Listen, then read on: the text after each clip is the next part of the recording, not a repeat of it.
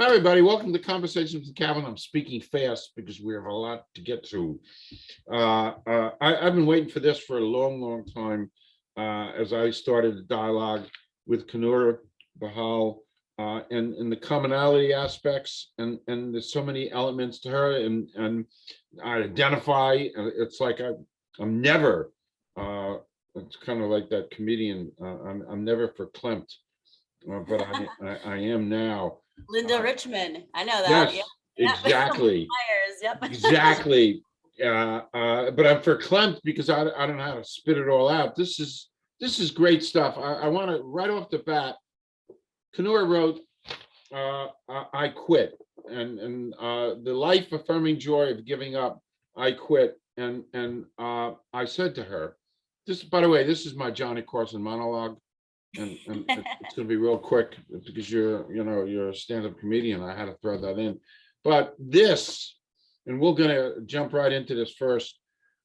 This should be, you should take Dale Carnegie's book, How to Win Friends and Influence People, push it aside, and this should be standard reading for everyone, especially young people coming up, because this is like a Bible of self-growth and change.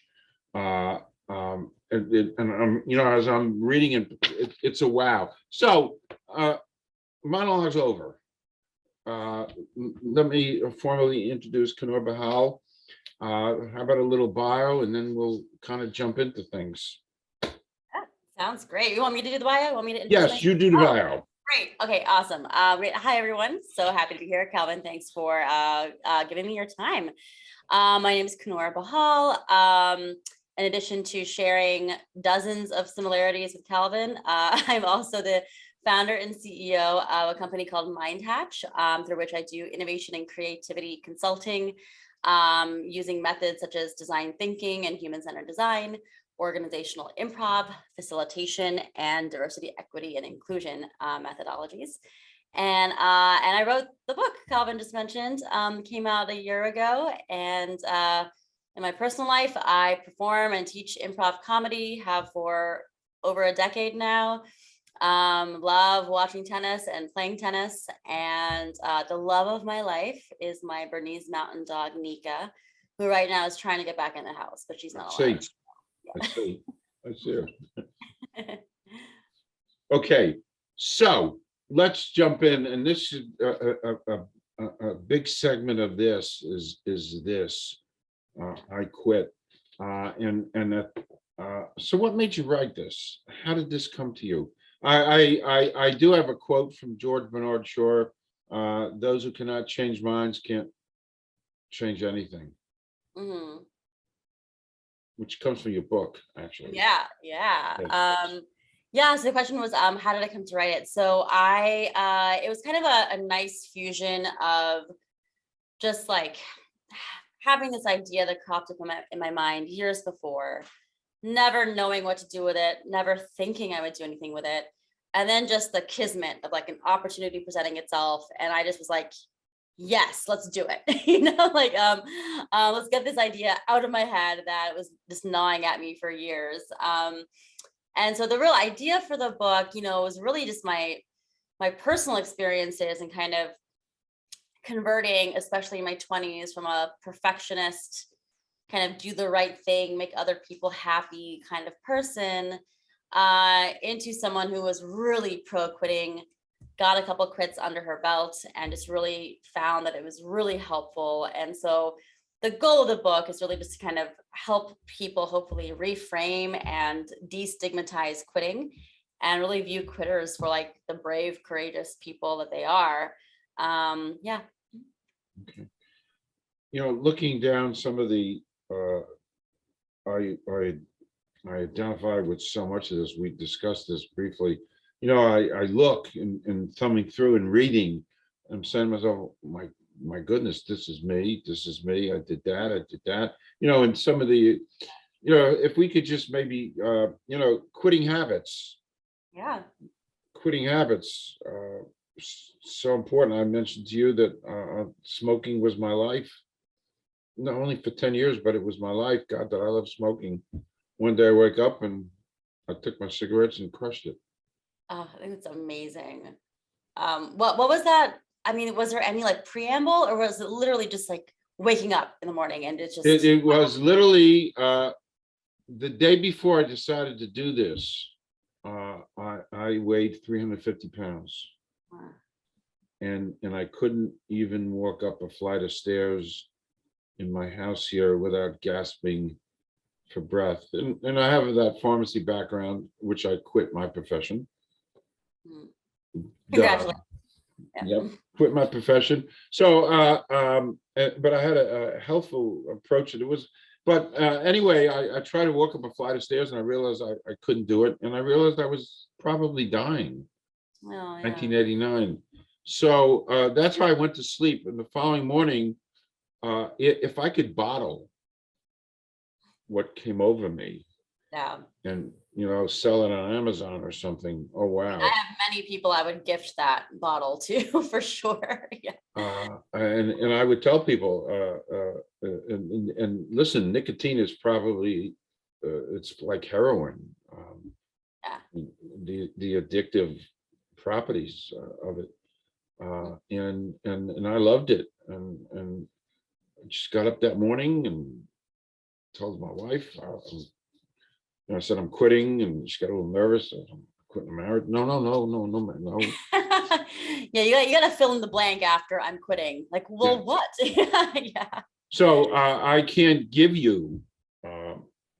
It was there. Mm. It Well, I think was. that's really impressive. Just like the sense of purpose and the clarity and the willpower, I mean, it's hard to ask everyone to have that, but I think a lot of the stories in the book really represent, like for most, I think nearly everyone in the book whose story I share, their only regret is that they didn't quit sooner, and so I think that speaks to kind of like it's okay if it takes some fits and starts and it's not like an immediate cold turkey situation. It's totally okay. You can still come out on the other side better off, even if you don't just wake up one morning and clean slate, do it. What you said is so right on, because even in the world of quitting smoking, I mean, the day you quit, you're already on the road to healing your body. Oh, by the way, there's a postscript. I didn't tell you before we went on air. The postscript was I never exercised. I ate 350 pounds. I smoked, but I was a great believer back in 1989 that you can take the body. So I began walking every night Mm. uh, from my house down to the thing down there, and it was a school down there. It was like an hour, it was like a mile. But anyway, I went from that, uh, it's so funny. I went from that to 2.5 years later, discovering the game of tennis Nice. and playing 6.5 hours of tennis straight without break, singles, mixed doubles, doubles. I stayed on a court for 6.5 hours Oh my gosh. in That's 90-degree temperature. wow. But that's what you can do to the body when Yeah. you can rebuild it. Um, Yeah. That's so I played tennis 5 times last week, including twice on Friday. And my body was hurting all weekend long. And but it's a so great hurt, isn't it? yeah, and it's great, but I'm thinking, I'm trying to add up how many hours I played on Friday. It was maybe like 4.5 hours. And like you did 2 more hours than that in one day. It sounds like a lot. Yeah. So we have quitting habits that you talk about, and we have quitting jobs and careers Mhm, that you wrote about. Of course, I quit my career. Oh, mhm. I'm like a poster boy for you. Yeah, yeah. And I'm trying to model, I'm saying congratulations to you after everything you say you quit. And I'm trying to like model what I hope people's reactions to when they hear people in their lives quitting things becomes. It should be like a congratulations or wow, it must have been so bad that it was worth taking this risk, and as opposed to like I think a more knee-jerk reaction we tend to have is like pity or like wanting to console, and all of that. I got divorced, gosh, a couple years ago now, and I and I would have people say, oh, like, is this like a congratulations situation, or is this an I'm sorry situation? And I was like, no, it's a congratulations situation, and I feel like we need to treat quitting more often than not as a congratulations situation. It is congratulations. Mhm. Funny, when I met my wife, my second wife, my current Mhm. wife, when we met at a bar in New York. Um, uh, First, we met at a bar in New York. Had we were talking. Basically, one of the first questions I asked, "Were you ever divorced before?" Mm, Because to me, that was very important. I wanted mm. somebody who was divorced, who had that experience. Maybe we're more well grounded. I don't know, but that was a kind of a This is prerequisite. uncanny, Calvin, because I was at a small dinner party last night, and it was myself and three other people. And I've been divorced one time, once and counting. Let's see, but everyone else there around the table had been divorced twice, and we're all kind of dating, and they all said like, "Oh yeah, I only want to date people who have been divorced," and it's crazy to hear you like Yeah, no, same preference. That's really interesting. I think there's something there that I'm probably going to learn for myself in the future. But yeah, but you're not alone in thinking that. Yeah. no, there is something there. It's just I don't.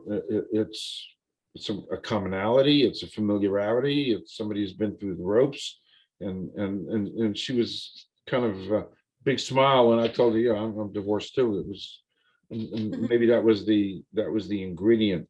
It's like, oh So yeah, species. Yeah, let's do that. Yeah. yes, yes. So also there's quitting identities you talk about in the book. Mhm. Is that harder to do in some cases than other things?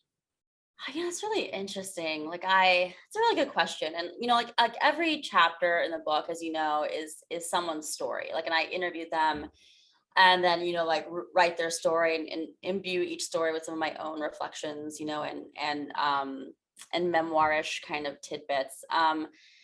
So I mean, the stories are so individual, that it's hard for me to kind of on the outside kind of generalize and say one thing is harder to quit than the other, because I think for everyone it's different, and I personally haven't had the experience of like quitting a gender identity, or a couple of the stories in there about quitting religions that people were raised with, and so I think just because I have less personal experience with quitting identities, I have much more experience quitting careers and people. It's hard for me to generalize, but I would say that I think like whether it's harder or not, I think from speaking to the people who quit identities, I'm getting a sense of like on the other side of that quit, they felt the most freedom, the most Wow, clarity. wow. I almost feel like they gained the most, almost. Yeah, if I had to kind of, point one thing out. Yeah. It's funny, not funny, but I'm, this is improv because you're improv, but as part of the Women's Health Institute on the advisory committee, and there's very much work going on. They have a whole active part to them, the LGBTQ. And Mm, my first foray into the Women's Health Institute was going to a lecture on mm, transgender, the operation. So this actually is good WHI material, and I oh, have to, you just kind of lit my fire there. oh, great. Yeah, like Jim Morrison, light my fire. Yeah. We could talk about that. So, kind of winding down. So that the whole identity thing is really the hardest, as you just said. It's a hard thing to quit an identity, as and you also write about quitting aspirations, quitting people in relationships. Uh, and that's another thing I fall into. I didn't mention to you, but some family person, I kind of quit. And it was probably one of the more exhilarating things in my life. It kind of elevated me spiritually, but Yeah. hard to do, but was for me particularly rewarding. And it kind of changed my whole life around from that moment on, by the way. Yeah. But anyway, this is not about me. So we could talk about this it's truly wonderful. Oh, thank It you. Thank you really so is wonderful.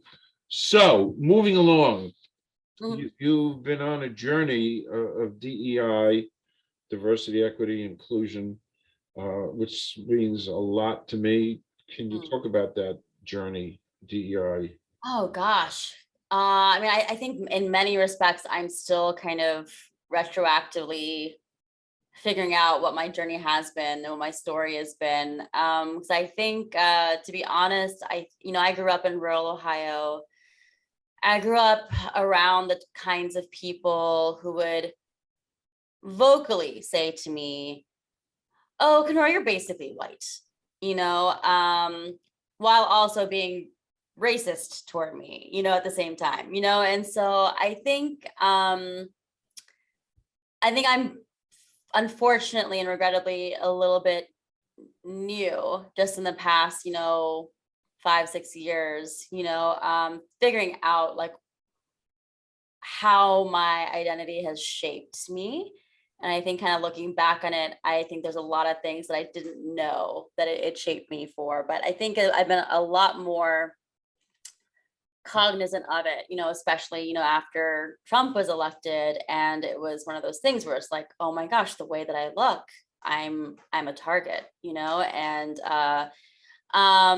and so that was very uncomfortable, and I hated that I felt new, because there's so many Americans for whom that's how they live from day one of their lives, and so I feel like I'm playing a lot of like unfortunate catch up for myself. But I think part of that it's been kind of this transition between, you know, I always say like the first time I was ever made to feel like a woman in an othered kind of situation was my first job out of grad school, my first full-time salaried job. And within 3 months, I was sexually harassed, and that and the subsequent fallout of that really like taught me that like, oh wow, like it's not enough to be good at your job. It's not enough to be a hard worker. It's not enough to, as I said earlier, do the right thing, and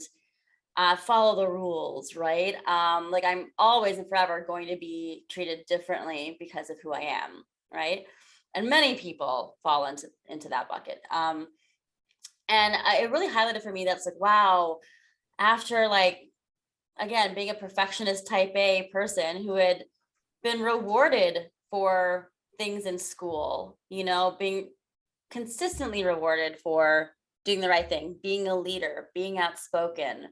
The second you get in the workplace, if you're a woman of color, they don't want that from you, And so I learned that. I'm grateful really early in my career, because it allowed me to, if I can say, call bullshit on the whole enterprise, and just be like, wait a second, work is not a meritocracy, and it's not a meritocracy for anybody, but the only people who benefit from it are white men, and so that was a job that I quit, like not right away, because I was like doing my thing and trying to make it work and trying to see if I could like, piece myself back into the good graces of my bosses, who I made fire the person who sexually harassed me. And but eventually, like, I quit that job, and because I realized it was a horrible match for my values, and that was like one of the first quits I ever did. And it was illuminating and freeing and liberating. And I was like, oh wait, I have so many more choices in life than I was told I do, and I think that's like hopefully one big takeaway people get from the book is like, oh, there's a lot more you have agency over than you think you do, including like your family, and as you mentioned earlier, Yes. um, you can make decisions, you can make bold choices for yourself, and yeah, so that's kind of like looking back, reflecting back on like, my journey. It's like, wow, okay. I didn't realize it at the time, but so much of those experiences in the workplace were because I was a woman and because I was a woman of color, and it took me a while to really understand that. And now, through Mindhatch, I've had like for a long time, even like 10 years ago, had some hunch that like improv could be applied to DEI work in some fashion, and just was like, there's some connective tissue there. I'll find it when I'll find it. Unfortunately, it was like old improv buddies of mine from the Washington D.C. area who created it and then brought it to me and brought it to Mindhatch. And so one thing that we do is this diversity and improv inclusion show. I'm sorry, diversity and inclusion improv show called White Privilege, Black Power. And it's been really satisfying to kind of marry these two pieces of myself and my brain and my life together, and to provide some kind of empathy, and reflection and even levity, to something as important as DEI work. Right. Wow. Wow. I I've been in kind of a feminist for a long, long time. Awesome. Yeah, for a long, long time, and an anti-racist. I mean, I came out of the 60s, and the 60s were an interesting time because if you didn't want to get involved, you had no choice but to be involved in, the war in Vietnam and civil rights and the birth of women's liberation and April 22nd, 1970, first Earth Day. So, I reflect a little of all of that. That's in me. But I tongue in cheek, I've always resented the Cro-Magnon caveman. Yeah. Because he walked 2 or 3 steps ahead of a woman because he was bigger and stronger. And that's where the problems began. So I blame it all on him. All on him. Yep. Yeah, tongue in cheek. So listening to you and what you've done with this, and we're going to talk about Mindhatch in a second, but you took all of that and I would have never picked you as being improv comedy. Oh, really? Wait, tell me why. I have to know why. Well, because you're so serious. Oh, really? That's so funny. Yeah, I mean, your journey. Yeah. Yeah, I feel like people who know me would really laugh as much at that as I just did. Because yeah, I'm a very cheeky, irreverent person, but I think, like everyone contains multiple selves, right? And so I definitely have like the comedy nerd, class clown piece of me, and but also have like the piece of me who's like probably a bit more reflective than I think I am, and enjoy kind of like deep empathetic conversations and connecting dots and all of that. So yeah. Do you still perform regularly improv comedy?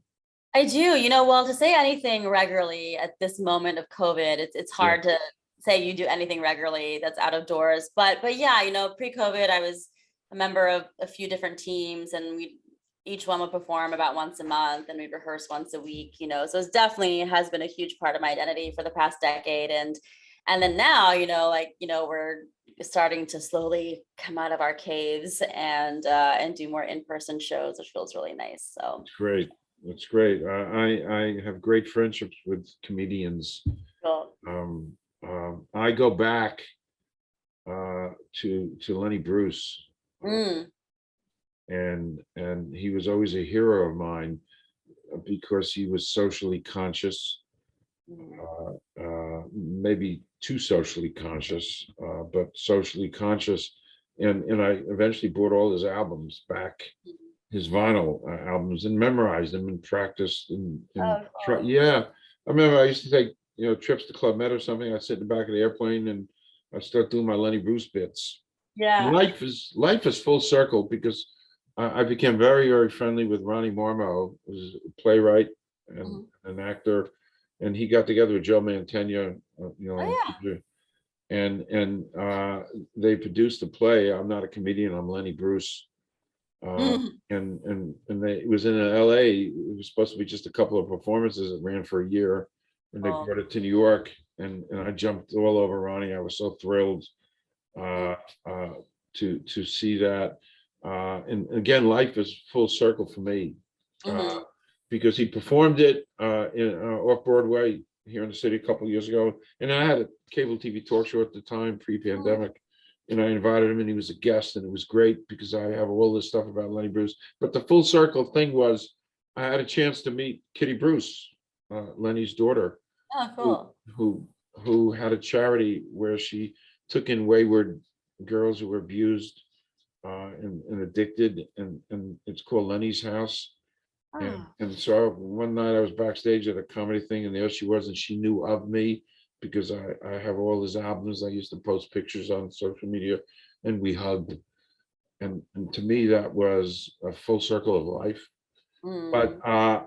I love, if I could ever dig within deep, I would love to perform comedy, do comedy, but Yeah.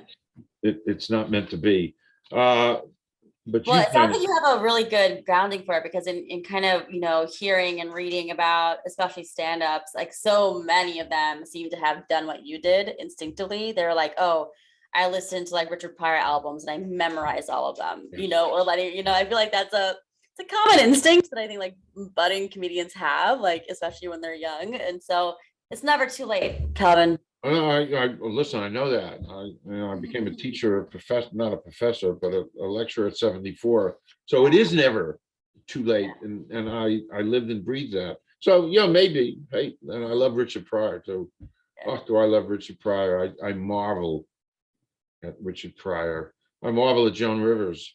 Uh, Yeah. there's one segment she does on Johnny Carson, where she picks on Christy Brinkley, and I watch it about once every 6 weeks. Yeah. She's so funny. She had written a book and she dedicated it to Johnny Carson, Mm. pre her falling out with Johnny Carson. But Yeah. she was there talking about the book, and she kind of laced into Christy Brinkley, and I think Johnny almost fell out of his chair because she was just so funny. I marvel at the mind that can do that. So I Yeah. marvel at you, Oh, listen to great. you, all your different aspects. Finally, uh, oh God, we could talk for hours. Talk about Mindhatch, because I'm so fascinated by it. But, I was looking at some of the things online about Mindhatch, and you've done some work with one of my favorite companies. It's called LabCorp. Oh, nice. Yeah. Yeah, Uh-huh. it's one of my favorite companies because I walk around with a stack of prescriptions for blood work. Really, when I'm in the mood, I go and I have my blood checked. It's Yep. great. It's crazy, but LabCar is efficient and is wonderful. Yeah. So talk about the evolution of Mindhatch and what it is and what you do.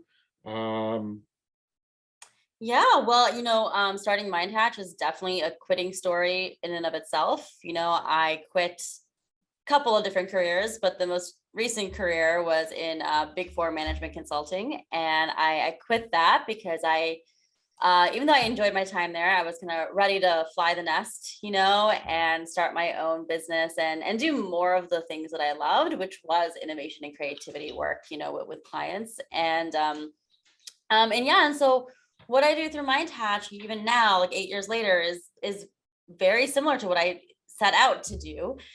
So not too much evolution, but basically I think of myself as a methodologist, and that's what Mindhatch offers. It's like we're expert in methods, and then we help apply them to your sector, to your industry, to your company, to your team, so on. So really sector and industry agnostic. And so one of the methods that we're experts in is human-centered design, which is it's many things. It can be articulated many different ways, but it's like a method for creative problem solving. And it's often really good for if you're trying to think of future focused, innovative solutions and development. But I also get asked to leverage it for things like organizational culture change, and that sort of thing, a different way of working, a different way of thinking that companies increasingly are wanting. And the next method is bringing improv into the workplace. So what I've trademarked, organizational improv. It's really applying like the skills, behaviors, mindsets, philosophies behind improv comedy and improv theater to the workplace. Then I do a lot of workshop design and facilitation. That's actually what I did for LabCorp. Was they had a need for a few ideation generative sessions to come up with solution ideas and then come to some consensus and conclusions around what to do with those ideas. And then the real evolution in the past few years has been the addition of the DEI focus to Mindhatch. That was not originally an intention, even though it was in the back of my brain trying to like figure out how improv could be applied to DEI. That's formally been a part of Mindhatch for the past 2-3 years, I think. Yeah. Wow. All the links for people to discover this will be flashed on here and all my promo work, but we could go on, but I think we did great. And I think you did great. Oh. Yeah. Hey, so kind of winding down, anytime you want to come back and chat, and I'll do what I can just to promote your work, to promote this. I am such a believer in this, and it's like you as I'm reading this, I feel, well, what? That's me. It's me. It's me. And that's so kind of you to say. Thank you so much for that support. You have no idea like how much just individual person to person word of mouth support like helps, like a first author, and it's essential. So thank you so much for that. No, and by the way, I kind of call it as I see it, and I'm I'm loyal, but B, I'm really genuine. And if I don't, it's funny when I was a journalist, because you were studying journalism at NYU. When I was a journalist, I still am, but I would be asked to review some film, some books, and I got called up on the carpet once because I never said anything bad.